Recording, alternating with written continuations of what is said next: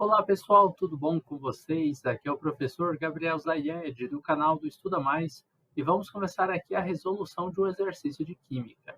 Se você quiser participar dos cursos do Estuda Mais, que são preparatórios para Enem, vestibulares e concursos militares, o link desses cursos está na descrição.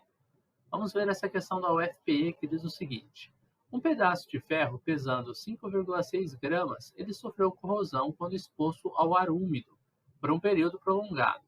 A camada de ferrugem formada ela foi removida e pesada, tendo sido encontrado o valor de 1,6 gramas. Sabendo-se que a ferrugem ela tem a composição de Fe2O3, né, que é o óxido de ferro 3, quantos gramas de ferro não corroído ainda restam? Então, pessoal, aqui o exercício dá para a gente também as massas molares, né, do ferro e do óxido de ferro 3. Basicamente, você precisa montar a equação química ferro mais o oxigênio, ele encontra o oxigênio na umidade do ar, né? E aí ele vai ter a formação da ferrugem, que é o Fe2O3.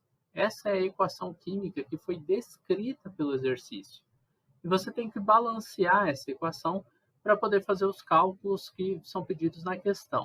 O balanceamento é você igualar a quantidade de átomos que você tem antes da setinha aqui, que é o lado dos reagentes, e depois da setinha, que é o lado dos produtos. Observe, por exemplo, que você tem 2 oxigênios aqui nos reagentes e 3 do lado dos produtos. Para você igualar essas quantidades, você pode inverter esses índices aqui, ó. Colocar 3 oxigênios aqui e duas ferrugens aqui, né? 2 desse óxido de ferro.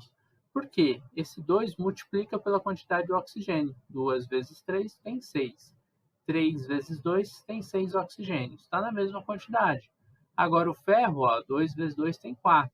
Aqui não tem nenhum número na frente do ferro, então ele aparece uma única vez. O número que vai multiplicar por 1 para dar 4 tem que ser o próprio 4, né? O 4 vezes 1 dá 4 também, então igualamos a quantidade de átomos de oxigênios e de ferros do lado dos reagentes e dos produtos.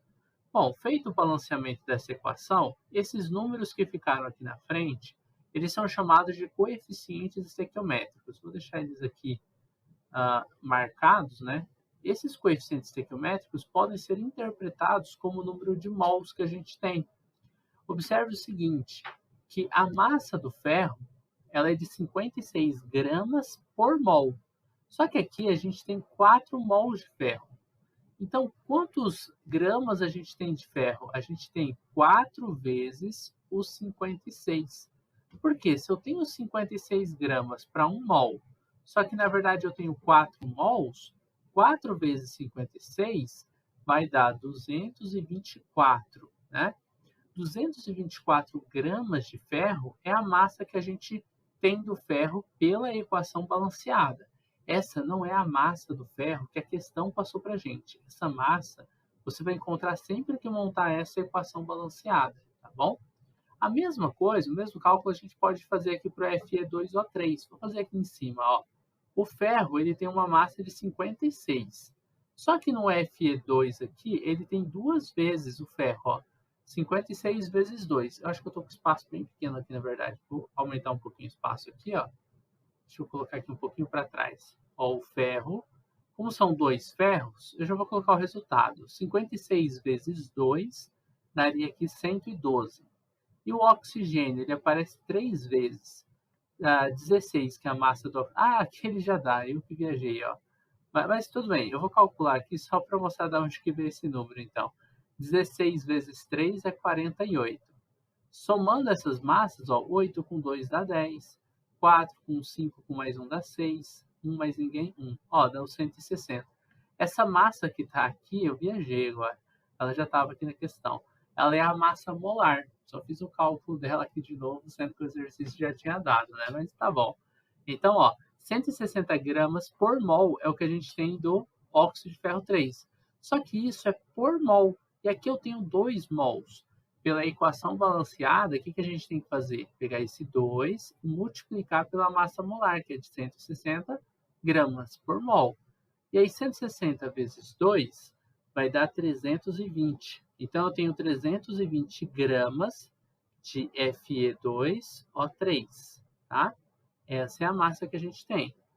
Isso aqui significa o seguinte, que a cada 224 gramas de ferro, quando eles reagem com oxigênio suficiente, eles produzem 320 gramas de óxido de ferro.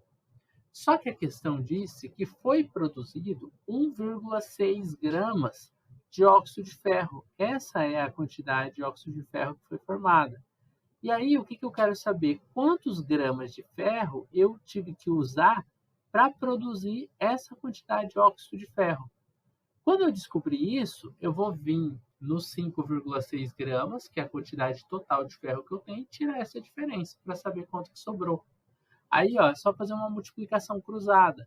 Você vai fazer o x vezes 320, o que vai dar 320 vezes x, e vamos colocar aqui 224 vezes 1,6. Eu já vou colocar o resultado, 224 vezes 1,6 vai dar 358,4. 358,4. Vamos dividir os dois lados aqui por 320, ó, para 320 cortar com 320 aqui, aí vai sobrar só x, e 358 dividido por 320 daria 1,12. 1,12, essa é a quantidade de ferro em gramas que foi utilizada para produzir 1,6 gramas de óxido de ferro, tá? Só que no início a gente tinha de ferro, ó, vamos colocar aqui, ó, no início, 5,6 gramas. Essa era a quantidade de ferro que a gente tinha aqui, ó, 5,6. E a gente vai subtrair dessa quantidade de ferro o 1,12 gramas, que foi a quantidade de ferro que reagiu. Deixa eu só melhorar isso aqui, colocar um 60 aqui, ó. E isso daqui é o ferro que reagiu. Reagiu. E aí a gente vai ter o ferro que ficou, que sobrou, né, que é o excesso. O ferro em excesso, que é essa diferença.